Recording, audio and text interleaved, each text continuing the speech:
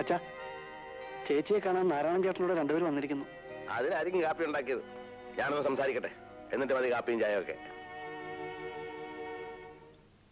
ആ തട്ടാരെ, ഇതാണ് ഞാൻ പറഞ്ഞ ചെറുക്കൻ. ഇത് അമ്മാവൻ. ചെറുക്കൻ അണ്ടിക്കമ്പനിയിലാ ജോലി. 900 രൂപ ശമ്പളമുണ്ട്. 25,000 രൂപയും 10 പവന്റെ ആഭരണവും കൊടുക്കണം. ബാക്കി കാര്യങ്ങളൊക്കെ ഞാൻ പറഞ്ഞ് സെറ്റപ്പ് ചെയ്തിട്ടുണ്ട്. ഇപ്പോഴാണോ തമാശ പറയുന്നത്? തട്ടാർക്ക് എപ്പോഴും ഒരു തമാശ. 25,000 ഉളുവായും 10 പവന്റെ പൊന്നും ഇവിടെ എടുത്ത് കെട്ടി വെച്ചിരിക്കല്ലേ? എന്റെ മോൾക്ക് എന്നാ ഒരു കുഴപ്പം? തട്ടാടെ ഈ സ്വഭാവം കൊണ്ടാ. മോൾക്ക് 18 വയസ്സായി, വെച്ചോണ്ടിരുന്നു. എന്നെ മോളെ കാശൊന്നും വാങ്ങാൻ കെട്ടാൻ വരുന്നത് കെട്ടിയാ മതി. ഇനിയിപ്പോ ഇയാള് പറയണോ? വന്നാട്ടെ, നമുക്ക് വേറെ സെറ്റപ്പ് ചെയ്യാം. ഒരു തട്ടാര് വന്ന് നാട്ടിൽ വേറെ പെമ്പുള്ളാത്ത പോലെ.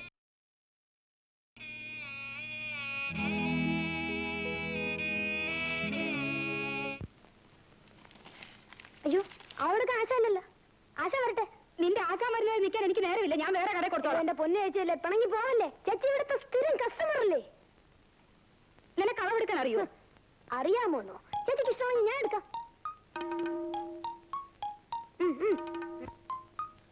ഈശ്വര, ഇവനും അളവെടുപ്പ് തുടങ്ങിയോ? ബ്ലൗസ് കഴിക്കുന്നുണ്ട്, അരവണ്ണം എടുക്കുന്നത്.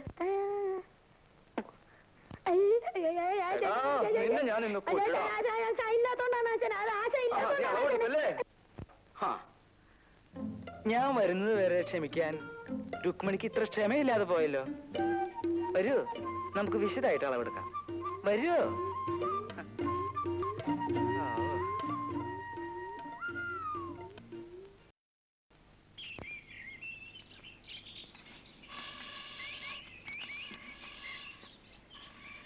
ஐயா, கும்பிடுற சாமி. இது யாரு? கருப்பையாவா? என்னவா சௌக்கியம் தானா? ஆமா சாமி. இது யாரு? நம்ம இளைய பொண்ணு காமாட்சி. அப்படியா? உனக்கு ഇത്രയും വലിയൊരു മകളുണ്ട് അറിഞ്ഞില്ലല്ലോ കറിയാ. നീ വന്നില്ലല്ലോന്ന് ഞാൻ നിனைச்சிருக்காയിരുന്നു.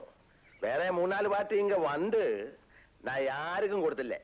ரொம்ப உபகாரம் சாமி. உனக்கு தெரியுமா, முட்டம் நிறைய பொண்ணு இருக்கு. 2 வருஷத்துக்கு முன்னால நீ மட்டும் இங்க வந்து பொண்ணு எடுத்தது. அதுக்கப்புறம் யாருக்கும் கொடுக்கலையா? பணம் எத்தனை சாமி? விலை என்னண்டா? நீ ஒரு 1000 ரூபாய் போடும். 1000 ரூபாயா? என்ன சாமி இது? இந்த மண்ணை முழுசா அடிச்சா கூட 1/4 பவுனுக்கு மேல பொண்ணு கிடைக்காது. நான் ஒரு 250 ரூபாய் தர்றேன் சாமி. போயா, 250 ரூபாய். போய் வேலை பாரு.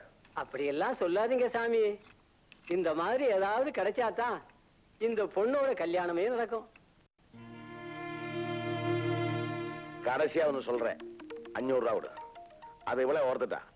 இவ்வளவு கல்யாணம் பண்ணி ரட்சப்பட்டேன் சாமி. நான் ஒரு 400 ரூபாய் தர்றேன் சாமி. அவ்வளவுதான் எங்க கிட்ட இருக்கு. மேற்கொண்டு ஒரு தம்படி கூட கிடையாது சாமி. சரி சரி கொடு. இந்தாங்க சாமி. வேலை உடங்கிக்கோ.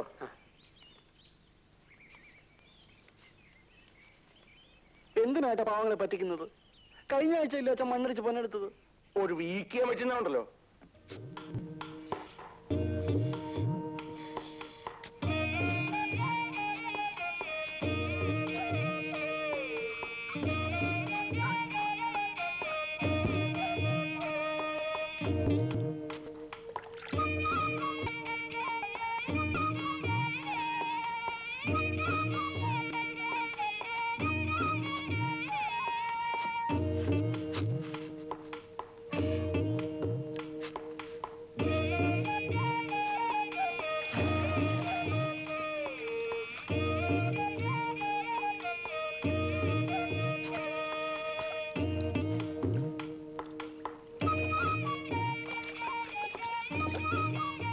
கருப்பையா, எப்படி இருக்க?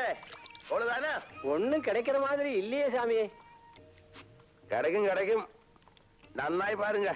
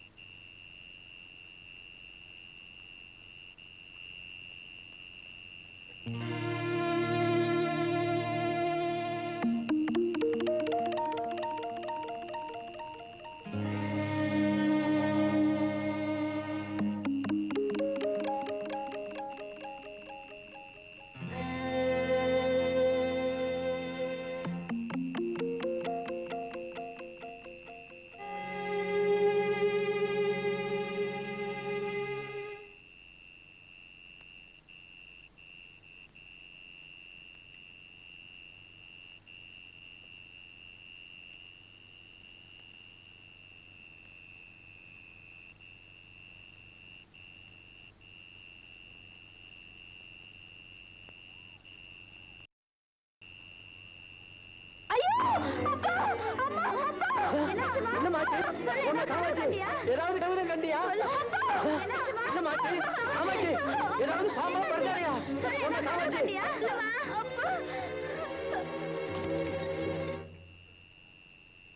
என்னம்மா பாம்பா? இங்க பாம்பு படுத்தாரொന്നും வராது. நீ கனவு கண்டதாയിരിക്കും. தூக்கத்தில் என்னவோ. படுத்துக்கோ.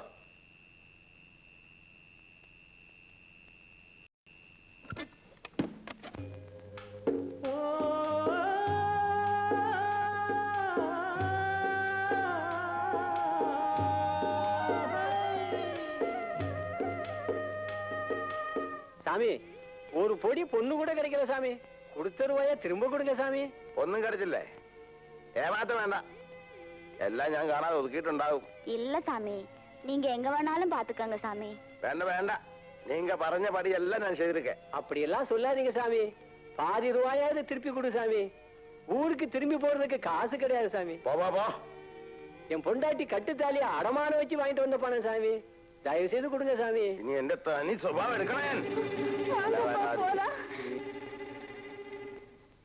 വാലാലുകള് വലിഞ്ഞു കയറി വരും, എന്നിട്ട് കിടന്ന് കരയും. പാവങ്ങള് അവരുടെ രൂപ കൊടുത്തേക്കച്ച, അവർക്ക് ഒരു പൊടി പൊന്നു പോലും കിട്ടിയില്ല. അവരെയൊക്കെ ചതിച്ച ഈശ്വരങ്ങളും ഉണ്ടാവും. നീ എന്നെ പഠിപ്പിക്കണ്ട. അവർ വന്നു കയറിയപ്പോ തുടങ്ങിയ എന്റെ അനുകമ്പ. അച്ഛൻ ദുഷ്ടനാ, കള്ളനാ. എന്താ പറഞ്ഞേ? എന്താ പറഞ്ഞേ? കള്ളനല്ലോ. നിന്റെ അച്ഛൻ കള്ളനാ.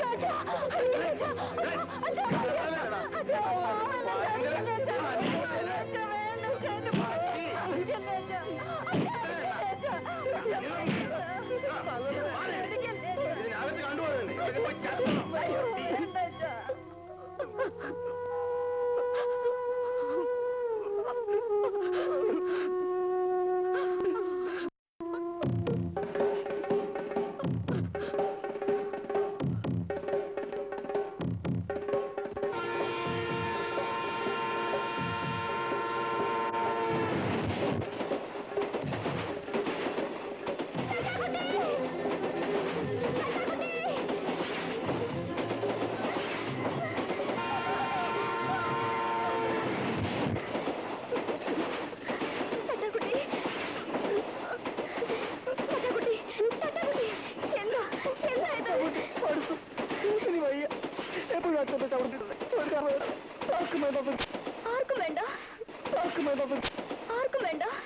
ആർക്കും വേണ്ടെന്ന് അമ്മൂട്ടിയുടെ മുഖത്ത് നോക്കി തട്ടാക്കുട്ടിക്ക് പറയാൻ കഴിയോ? ഭഗവതിക്കാവില് രണ്ടു നേരം തൊഴാൻ പോകുന്നത് എനിക്ക് വേണ്ടിയിട്ടല്ല. നീരാഹാരം കഴിച്ച് തിങ്കളാഴ്ച വ്രതം നോക്കുന്നതും എനിക്ക് വേണ്ടിയിട്ടല്ല. തട്ടാക്കുട്ടിക്ക് എന്തെങ്കിലും പറ്റിയ പിന്നെ ഈ അമ്മൂട്ടി ജീവിച്ചിരിക്കുന്നുണ്ടോ?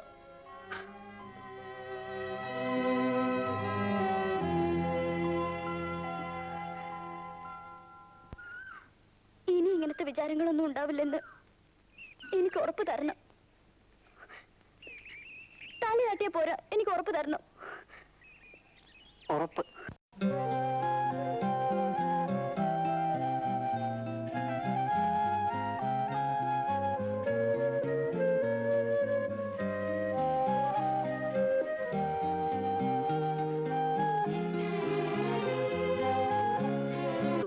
ചേട്ടൻ നേരത്തെ വരാത്തതിന് ഞാനും കിടന്ന് തുടർന്ന് പൊട്ടിക്കുക. 2 ദിവസമായിട്ട് നിനക്ക് തീരെ സുഖമില്ല. ആശുപത്രിയിൽ ചെന്ന് ഡോക്ടറെ കാണാൻ പറഞ്ഞ അതും കേൾക്കില്ല. ഞാൻ അരയ്ക്കാൻ ചേച്ചി.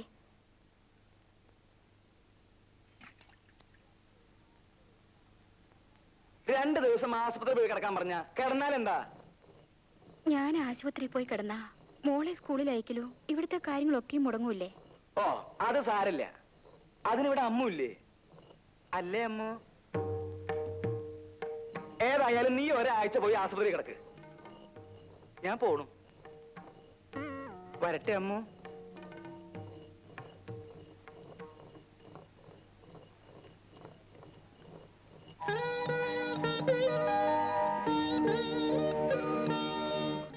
നിന്നെ ആരുടെയെങ്കിലും കയ്യിൽ ഏൽപ്പിച്ചാലേ എനിക്ക് സമാധാനമുള്ളൂ.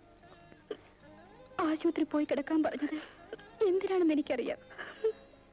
നിന്റെ ചേട്ടന്റെ സ്വഭാവം അങ്ങനെയായി പോയി. ചേച്ചി ഒന്നുകൊണ്ട് വിഷമിക്കണ്ട. എന്നെ സൂക്ഷിക്കാൻ എനിക്കറിയാം ചേച്ചി.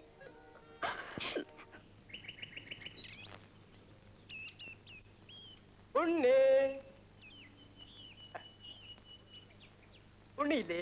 ഇല്ല, ഉണ്ണി പറഞ്ഞിട്ട് ഞാനൊരു ആലവാല് പറിച്ചോണ്ട് വന്നിട്ടുണ്ട്. ഇവിടെ ആർക്കും വേണ്ട. നിങ്ങൾ കാരണം അച്ഛനെയും അവൻ എപ്പോഴും തല്ലുകൊള്ളുന്നത്. എന്നോടൊന്ന് എത്ര ദേഷ്യം. ആനവാല് തന്നേക്കട്ടെ, കൊടുത്തേക്കാവോ? ഇവിടെ ആർക്കും വേണ്ടെന്ന് പറഞ്ഞില്ലേ?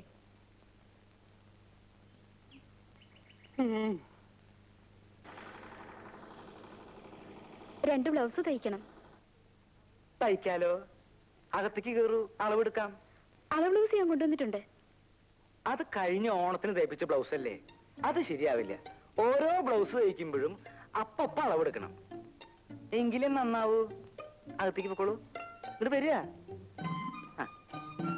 അങ്ങോട്ട് പൊക്കോളൂ, ഞാൻ പിന്നാലെ ഉണ്ട്.